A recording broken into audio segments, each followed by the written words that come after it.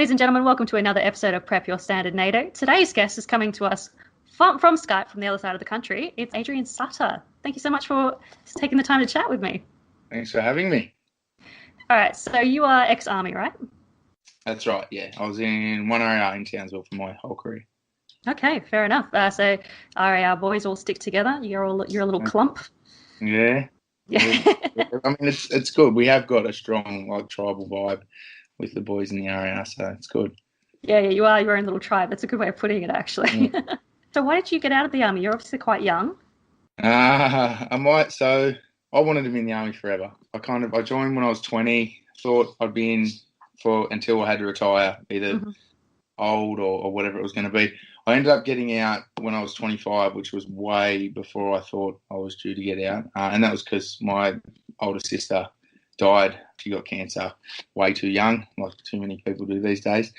And yeah, in the whole, I stayed in. I actually, a month after she died, I thought I was still good to go and do selection to go to Perth. But that kind of ironed out a few creases when I went on selection and got to the Happy Wanderer stage where I was just by myself for days on end, just horizon to horizon. There's no other people around, and that's obviously put into the course to put some mental cracks and see what people have got going on. And anyway, that kind of made me think a lot about family and other things outside of the Army.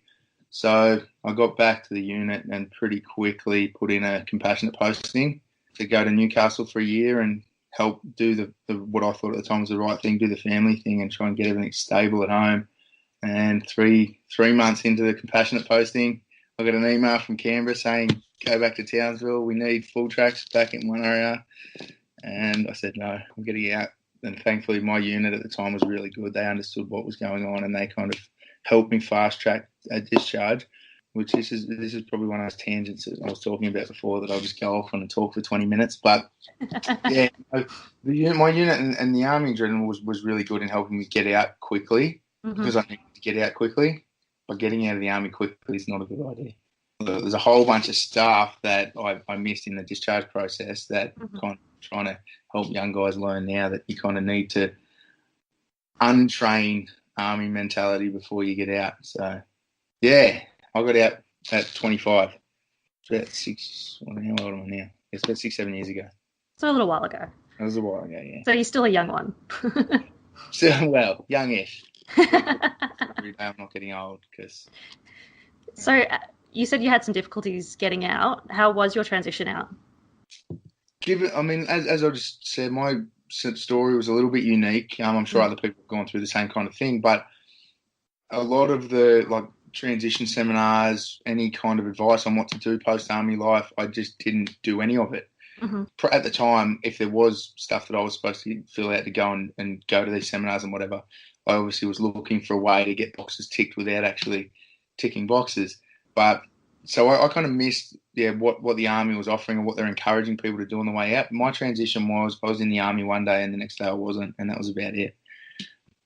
Unfortunately, that aside and Army military processes aside, normally a lot of the guys, once you do discharge, you stay fairly close with all your mates. And thankfully I'm really tight with all my boys from 1RAR now, but for about 2 years when I was kind of doing the whole family thing in Newcastle, I was off the grid. I didn't speak to any of the boys out of, I don't know what I was thinking at the time. I think it was mostly I got out really quick. I didn't feel like I'd let them down because I knew what I had to do and I had to be in Newcastle, but when you separate from guys that you're that close with really quickly, and then I didn't speak to them for a few months, and I'm a bit of an introvert, a few months turned it into a year, and I'm like, well, who's going to be the first one to engage again and start hanging out again? And that kind of just went on for nearly 3 years. And then luckily I kind of caught up with the boys again. And then it was like the 3 years was just it's like we'd been hanging out 2 days ago. So I went back to normal. But yeah, transitioning for me, there's a whole bunch of lessons that I learned the hard way, of things that you need to consider and think about when you're transitioning back to being a civvy that I didn't do. And I've got a feeling there's a lot of people out there, whether the Army's trying to make them do courses or whatever, I've got a feeling there's a lot of boys out there that are still just ticking boxes and getting out without actually doing any transition training. So tip for anyone getting out, do the training. Well, I haven't seen the training. I can't. I'm not going to sit here and recommend any form of government training that I haven't seen, because that's a bit of a dangerous call to make. Yeah, fair call. But definitely, highly recommend looking into whatever is available on upskilling and learning what life's going to be like when you get out. Because there's plenty of people, plenty of stories now of everyone doing it the hard way and wishing they'd spend a bit more time thinking about the future before they just jump back into being a civvy. So. Yeah, and you kind of cold turkeyed it, didn't you? One day army, one day civvy. Big time, yeah, cold turkey, 100%. But it is what it is. You kind of got to cross those bridges when you come to them, I guess. Yeah, fair enough. So you've gone one day from being told, when to eat, when to shit, all that, and then next day you're a free man to do whatever you want. How was that? Yeah, with still like a mid-20-year-old's mentality of I'll just do whatever I want, whenever I want. And it works really well until you get responsibility. It was weird. I spent a few years kind of just not understanding when I was having little dramas, because I don't know if you've seen. I'll give it a little plug to the website swiss8.org. There's the backstory of where all this came from, and it was like 5 or 6 years of just going through the motions, thinking that there's like little things that weren't normal, like little mental health issues popping up that I could notice, didn't really give them enough attention. And looking back at my military history, there was nothing. I went to Afghanistan. I did a bit of stuff in Timor, but there was no traumatic experiences, if you will, that I would never justify to myself that I have any reason to have PTSD, and I don't. And that because for the last 10 years, if you're a veteran and you're unsure of like your headspace, it's either PTSD or it's not, and that's the only information anyone's ever been given, and that's the only label they're putting on people. So I knew for a fact I didn't have PTSD, and I knew good mates of mine that did, and I didn't want to put myself in the same boat as them. And so, I didn't really do much about it. But over that 5 or 6 years, I did start to put together by accident, just realise what was working for me and what was not, as far as staying happy and staying positive and trying to become like a high achiever again. And a lot of that was based around just lifestyle habits and routine. And that's obviously where this whole app concept comes from. It's the best way I can explain it that I have been lately. It's mental health prehab. So it will help you improve if you do have, if you are identifying some mental health issues, especially around adjustment disorder, anxiety and depression. But the best thing to use this for is if you're, even before you think you've got a mental health problem, it's get your lifestyle and your routine built firmly around some kind of structured health habits, and it's prehab. It keeps you from falling into darkness, which is, again, this is another tangent I'll go off on, but prehab's massive in the physical health and fitness world at the moment, and it has been for a long time. And everyone knows the more you stretch and the more you train and the fitter you are, the less chance you have of getting injured. Mental health, for some reason, we look at it and we're like, well, you don't have a mental health problem until you're on the fence, on the ledge, about to kill yourself, or you're having a serious crisis. And that's kind of backwards. We should be looking at mental health just like physical health, as we need to prehab it and we need to maintain it, and you've got to keep mentally fit. So, I'll let you ask another question before I keep going.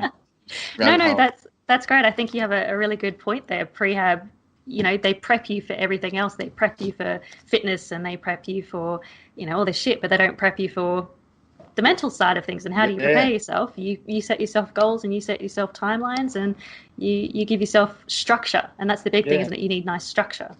Absolutely. That's, infantry soldiers, I'm sure all soldiers that I've spoken to from all different corps, even different services, have found the same thing. So if you're living, most people who join the military do aspire to greater things. We do are wanting to be high achievers, and the military helps you set your life on that path by giving you structure. And then as soon as you get out and you're not, it's like a combination. You're not really sure where you're going. You're not really motivated towards anything yet. And this is very generally speaking. But that coupled with your lifestyle habits and routines and structures falling apart, that's just a recipe for a shit sandwich. There's going to be problems. And it's pretty that's common sense stuff. You don't need a PhD to figure it out that you lose your life purpose and all your main goals and drive, and then you start all your lifestyle habits fall to shit, and there's no one cracking the whip behind you, you're going to have problems. Yep. So, yeah. So all this has led to you creating an app.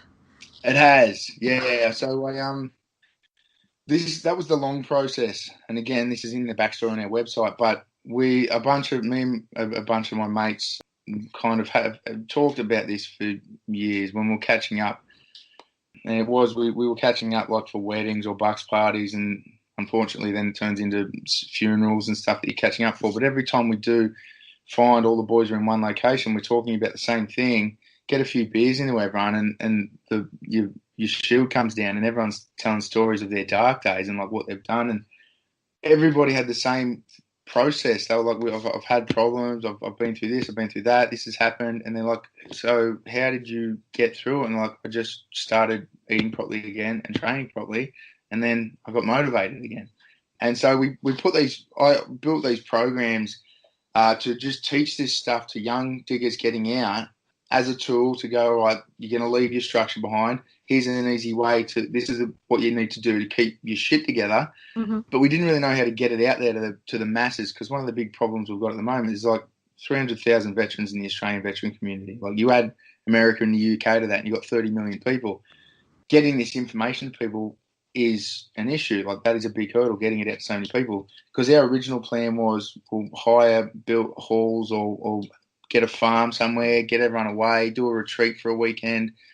And like you can get that out to 20 people a weekend if you do it that way. And it costs you a shitload of money to buy a farm. So that was money was a limiting factor. And then my wife is a website and app designer, and she was kind of put what should have been obvious in front of me again and said, you've got the content, build an app, everybody can use it. I'm like, done.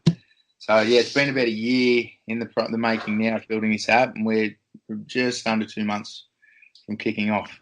So it's getting exciting. Great. Yes, you've gone the millennial route and you've created a social networking basically. So ours kind of there's one there's actually a good app out now called Red 6 that I haven't had that much to do with, but I've seen it, and it looks to me just like it is social networking, and that's just finding people. With Swiss 8, because it's a culmination of 6 years of 10 different people's ideas, there's a lot to it, and we didn't want to go too complex so that it's hard to use. But the primary function of this app is to set your daily calendar and routine around these 8 pillars of health and lifestyle. And with myself and a bunch of other veterans have put in workout programs and yoga programs, meditation programs, all that kind of stuff. It's all in there.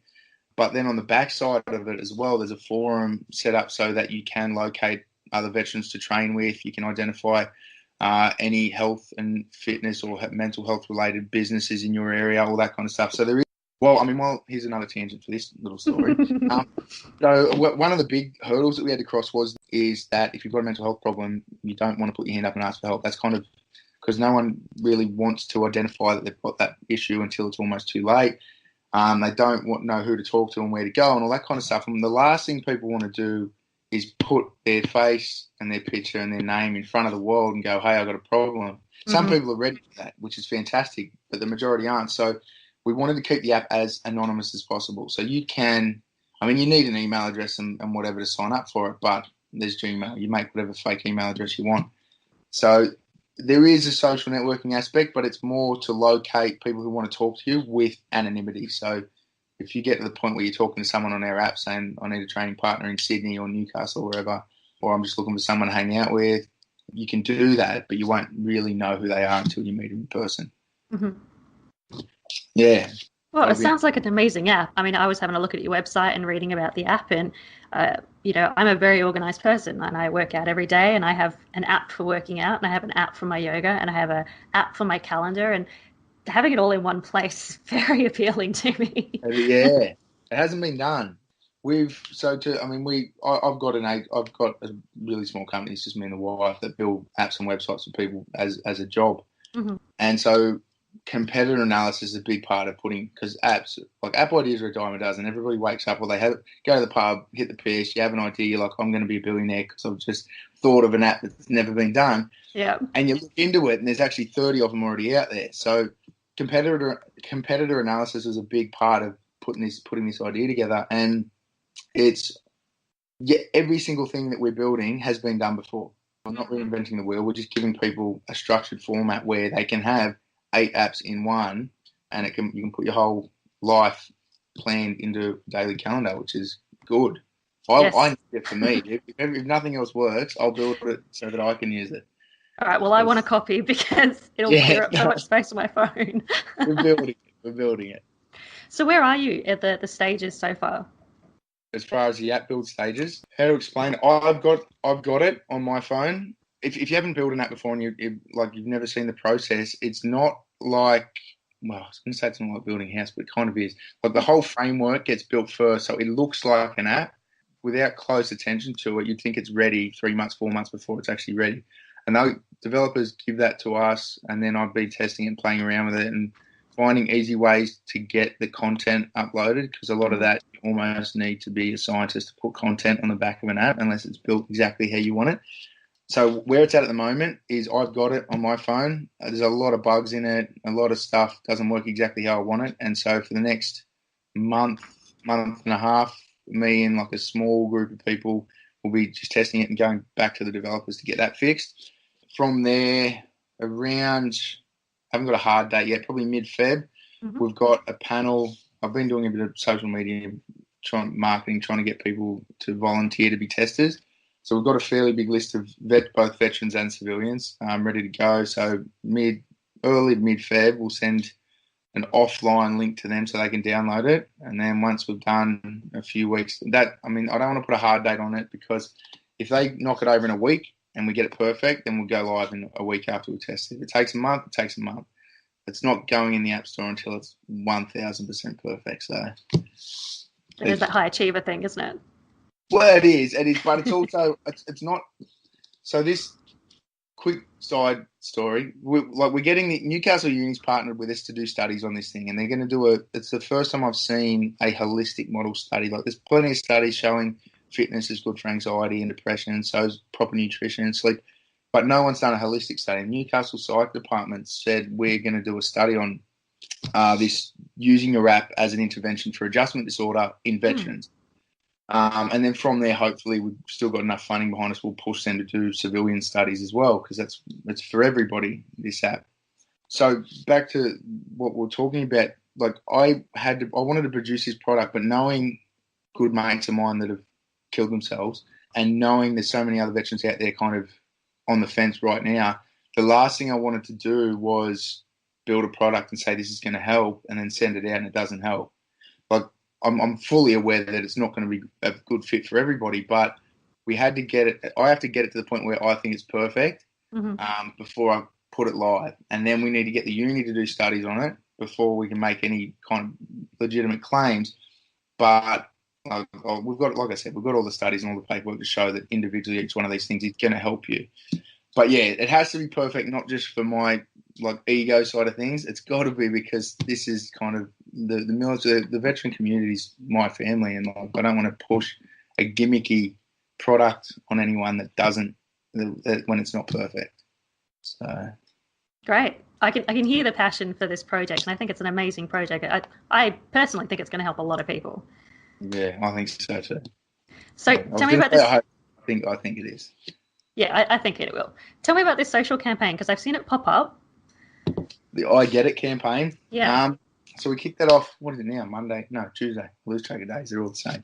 Last Monday, the 14th of January, we kicked off an I Get It campaign. And the message, I guess, realistically, if you're a marketing professional, you'd call this an awareness campaign. But what we wanted to identify and what we wanted to get people thinking about was mental health is becoming a hot in most Western countries. 1 in 5 people has suffered from mental illness, mental health problems, whatever you want to call it, at some stage in their life. And honestly, I think those numbers are low. I think that's the people that are talking about it.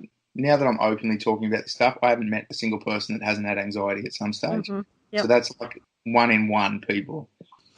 So anyway, we got the message that there is 1 in 5 Australians that have suffered from mental health issues, and there's been plenty of awareness campaigns, and they have done a fantastic job. People are aware now, and we want solutions, and that's exactly what Swiss Aid is. It's a group of veterans that have got their own solutions. They've been scientifically tested individually. We're putting them together and we're providing a solution rather than just making more people aware that there's a problem. Because awareness is fantastic, don't get me wrong, but awareness is fantastic for the people uncomfortable talking about it, and more so the people who are standing next to the guy with the problem, with the issue. Mm-hmm. But the guy with the issue who's sitting on the fence, like thinking about taking his own life, he doesn't really give a shit about awareness campaigns. Yeah. They're not going to help him. He needs solutions, and that's what we're trying to build. And so the campaign was just to put a photo, a selfie, on social media with the words "I get it" in the picture somewhere. And then we had a caption going around with it. It's still actually circulating. So if anyone wants to do it, go on the website and you can check it out. And it's just got the message saying, share this with 5 people, because statistically one of those people had a mental health issue. It's to create awareness around a solution.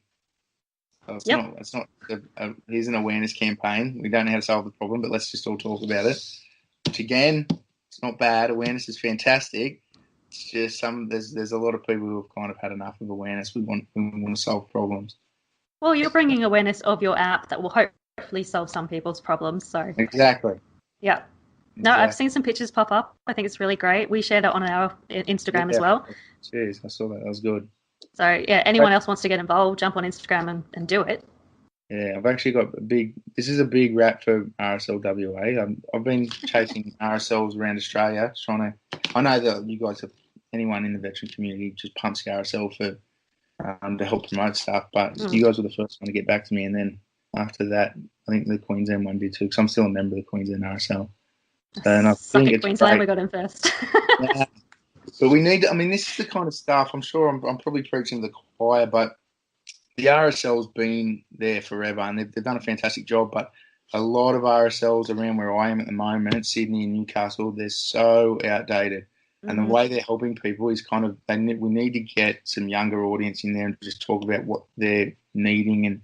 And again, like I can tell you've heard this 100 times and you're kind of my generation, so you're probably pushing the same message. But yeah, there's a lot of young guys out there that are feeling kind of forgotten about. And this is wicked. Even having a podcast that's run by the RSL shows that someone's listening and bringing it digital. So that's good to go. Yeah, we're slowly getting younger and younger. Yeah.